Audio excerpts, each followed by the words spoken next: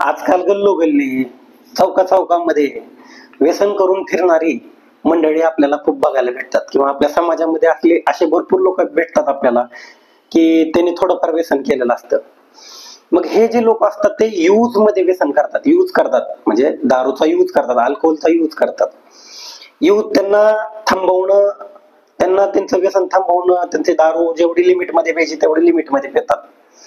आणि दारूचं प्रमाण ज्यावेळेस वाढतं तर ती लोक पुन्हा त्या आनंदासाठी पुन्हा ते त्रास होत असताना पण ते व्यसन करत राहतात.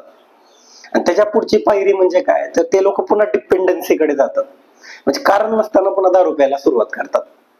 तर त्याबद्दल आज आपण जाणून घेणार आहेत. नमस्कार, मी धीरज मोरे, मी एक क्लिनिकल सायकोलॉजिस्ट आहे. तर आज आपण जाणून घेणार आहेत व्यसनाधीनतेबद्दल. मित्रांनो, आजकाल भरपूर लोक व्यसन करतात, पण त्यातली काहीच लोक व्यसनाधीन होतात किंवा व्यसनाधीनतेकडे वळतात. मग हे व्यसनाधीनतेकडे वळणाऱ्या लोकांमध्ये आणि व्यसन करणाऱ्या लोकांमध्ये किंवा दारू पिणाऱ्या लोकांमध्ये फरक काय?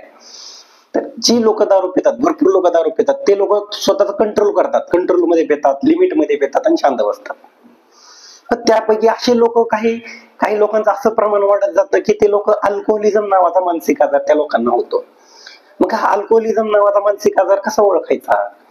तर त्यातलं सगळ्यात पहिलं लक्षण आहे की त्याला त्याची तीव्र इच्छा टाळता येत नाही. इच्छा झाली की गडी गेलाच म्हणून समजायचं आणि दारू पिलाच म्हणून समजायचं. तरी पहिलं लक्षण आहे अल्कोहोलिझमचं. दुसरी गोष्ट म्हणजे काय, ज्या पॅटर्न मध्ये तो व्यसन करत होता, म्हणजे जे कोटा त्याला लागत होता, पहिल्यांदा माणूस लगेच एक खांबा पित नाही. पहिल्यांदा माणूस काय करतो, पहिल्यांदा माणूस 60 ml 30 ml प्रमाण खूप कमी असतं, पण त्याचं प्रमाण हळूहळू वाढत जातं, त्याला टॉलरन्स वाढत जातो, त्याची तीव्रता वाढत जाते. आणि तीव्रता हळूहळू हळूहळू त्याची तीव्रता वाढत गेली की माणूस 1 क्वार्टरवरनं माणूस 4 क्वार्टर 3 क्वार्टरवर जायला लागतो. आणि तेवढं घेतल्याशिवाय त्या माणसाला काय बरं वाटत नाही. हे झालं दुसरं लक्षण. तिसरं लक्षण म्हणजे काय, तर त्याला विड्रॉल्स असं म्हणतो आम्ही. विड्रॉल म्हणजे काय, विड्रॉल म्हणजे व्यसनाची सवय लागलेली असते मेंदूला, शरीराला. मग हे व्यसन बंद झालं की त्या माणसाला त्रास व्हायला सुरुवात होतो.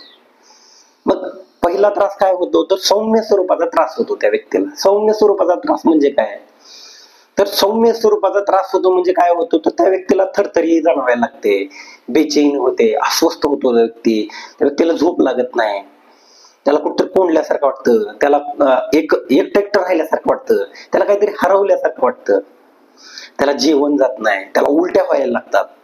मग ह्या त्रासापासून सुटका मिळवण्यासाठी पुन्हा तो व्यसनाकडे वळतो. तर ही झाली विड्रॉलची सौम्य लक्षणं. तशीच विड्रॉलची जास्त लक्षणं बी आहेत, त्याच्या पुढची लक्षणं पण आहेत, तीव्र लक्षणं म्हणतो आम्ही त्याला.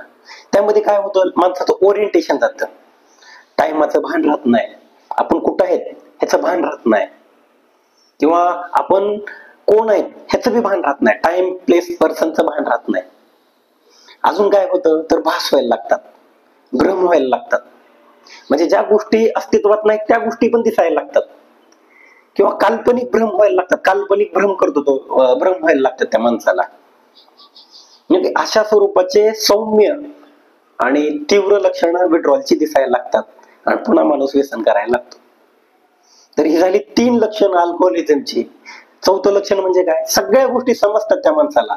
आपलं कुटुंब, आपल्या कुटुंबामध्ये ताणतणाव वाढायला लागलाय, आपले आर्थिक आपलं नुकसान व्हायला लागलंय, आपल्या धंद्याचं आपल्या जॉबचं आपलं नुकसान व्हायला लागलंय, आपलं शारीरिक नुकसान व्हायला लागले, आपलं मानसिक नुकसान व्हायला लागले. ह्या सगळ्या गोष्टी कळतायत पण वळत नाही. हे चौथं लक्षण झालं. आणि सगळ्यात 5वं लक्षण म्हणजे काय, तर बायोसायकोसोशल.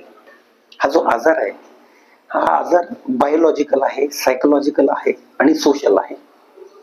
आता बायोलॉजिकल म्हणजे काय, आता बायोलॉजिकल म्हणजे शारीरिक, म्हणजे वडील व्यसन करत होते, आजोबा व्यसन करत होते, तर त्यांची मुलं वगैरे व्यसन करण्याचं शक्यता जास्त असते. त्यांच्या मुलांनी व्यसन करू शकतात याची शक्यता जास्त असते. ह्याला म्हणतात बायोलॉजिकल. पण जर काळजी घेतली तर ते व्यसन करू शकत नाहीत, असे भरपूर लोक आहेत. आता सायकोलॉजिकल म्हणजे काय, सायकोलॉजिकल म्हणजे जो ताणतणाव आहे, जे टेन्शन आहे, जे बर्डन आहे, ह्या सगळ्या गोष्टी मॅनेज करता येत नाही. लवकर चिडचिड करतो माणूस, लवकर राग करतो. जे गुणदोष आहेत व्यक्तीमधले, ते गुणदोष कुठं ना कुठतरी त्या व्यक्तीला त्या व्यसनाकडे घेऊन जातात.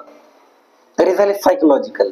आणि तिसरा गोष्ट म्हणजे काय, सोशल. सोशल म्हणजे आपली फॅमिली आहे, आपला जॉब आहे, बाकीच्या आपल्या जबाबदाऱ्या आहेत. त्या सगळ्या जबाबदाऱ्या माणूस विसरून जातो. जॉबच्या जबाबदाऱ्या विसरून जातो, फॅमिलीच्या जबाबदाऱ्या विसरून जातो, सामाजिक प्रतिष्ठेचं भान माणसाला राहत नाही. म्हणूनच हा जर बायो सायको सोशल सांगितला जातो, तरी सगळी लक्षणं त्या माणसाला दिसली तर समजून जायचं तो माणूस, त्या माणसाला सवय नाही तर तो माणूस व्यसनाधीन झालेला आहे.